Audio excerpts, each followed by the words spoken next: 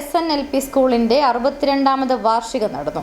SN ഓഡിറ്റോറിയത്തിൽ വെച്ച് നടന്ന വാർഷികാഘോഷ പരിപാടികൾ SNDP മലനാട് യൂണിയൻ സെക്രട്ടറി വിനോദ് ഉത്തമൻ ഉദ്ഘാടനം ചെയ്തു. പട്ടം കോളനിയിലെ ആദ്യകാല വിദ്യാലയങ്ങളിൽ ഒന്നാണ് കൂട്ടാർ SNLP സ്കൂള്. 6 പതിറ്റാണ്ടിന്റെ തലയെടുപ്പോടെയാണ് ഇത്തവണത്തെ വാർഷികം ആഘോഷിച്ചത്. SNDP മലനാട് യൂണിയൻ സെക്രട്ടറി വിനോദ് ഉത്തമൻ ദീപം തെളിയിച്ചതോടുകൂടിയാണ് ആഘോഷങ്ങൾക്ക് തുടക്കമായത്.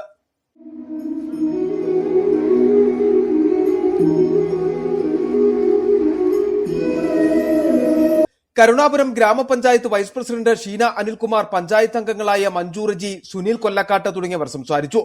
പങ്കെടുത്ത എല്ലാ ആളുകൾക്കും വിഭവസമൃദ്ധമായ ഭക്ഷണവും ഉണ്ടായിരുന്നു. തുടർന്ന് അധ്യാപകരുടെയും കുട്ടികളുടെയും വിവിധ കലാപരിപാടികളും നടന്നു.